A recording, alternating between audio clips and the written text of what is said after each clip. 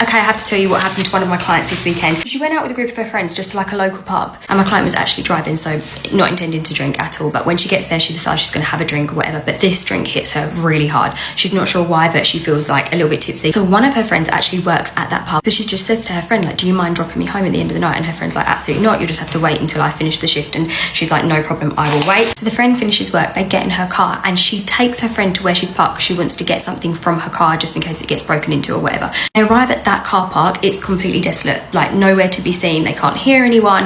As far as they can see, nobody is in that car park. It is just this girl's car. So she's over grabbing everything from her car, and then she sees a sign, and the sign says like, if you park here overnight, your car will be towed or clamped or whatever. So she's like in her head, okay, I need to move it out of this specific part of the car park. I just need to like move it a little bit. She starts to move it just outside the car park to where she assumes that her car will be safe. You can see her friend in the car the whole time, so she doesn't think to be like, oh, I'm just moving my car. She just moves it. Anyway, just as she's like parked her car and she's ready to get out to grab her stuff and like run back over to the car park, her friend comes screeching out of the car park with her boot open, literally just drives, doesn't even see her, just like blinkers on, just driving like quick, like too quick to be driving out of a car park. And she's like, what the hell is going on? And then she realizes she can't even call her friend because she's left her phone in her friend's car. She's like, I don't even have a phone now to like let her know or ring her, see what's going on. And then she has this really bad thought that maybe somebody had like carjacked her, even though she couldn't see anyone in this car park and she's pretty certain that they were completely by themselves.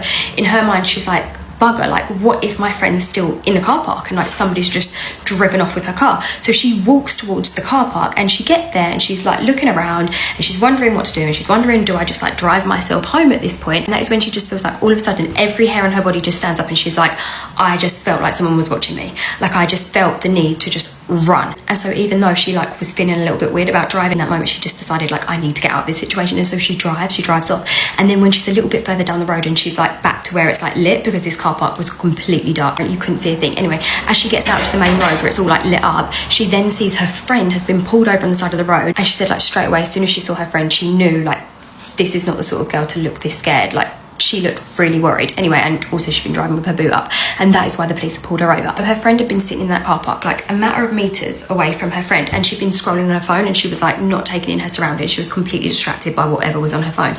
And she heard what she thought was my client, her friend, knock on the back of the car. Without even thinking about it, she just pops the boot open, and she's expecting my client, her friend, to just chuck her stuff in the back. She doesn't do that. There's no sound after that, like the boot's open. And so immediately this catches her attention, and she's like, why are you not putting your stuff in the car?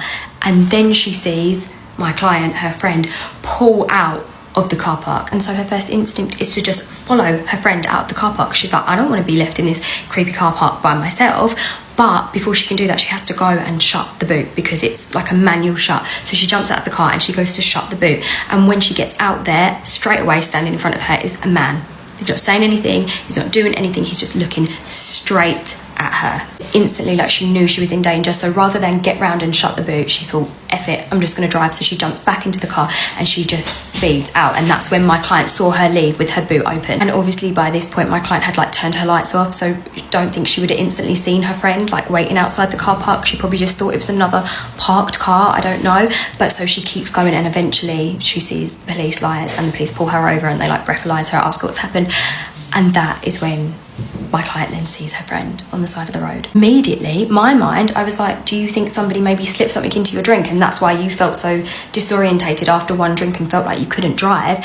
And she was like, yeah. And I said that to the police, and apparently the police were like, no, I don't think so. Next day after she had like spoken to friends and family, and they were like, you need to go to A&E and be drug tested or whatever. When she went there, they told her that likely by that point, everything would have been out of her system.